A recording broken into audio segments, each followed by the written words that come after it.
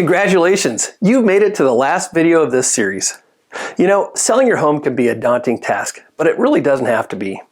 I've got one more step for you, which is a pre-listing inspection that will help eliminate stress and uncertainty and put you in a powerful position to negotiate the sale of your home.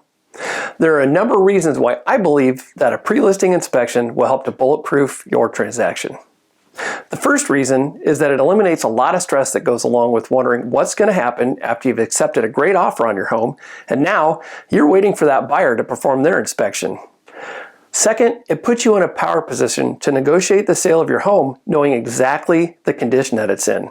And third, it completely sets your listing apart from other properties in terms of transparency, and that's a big deal for buyers these days. As a final step, I would love to hear from you to know that you finished this series of emails. Please let me know if there's anything else you need or if you have any questions about the information I've shared. I'm here to help you every step of the way.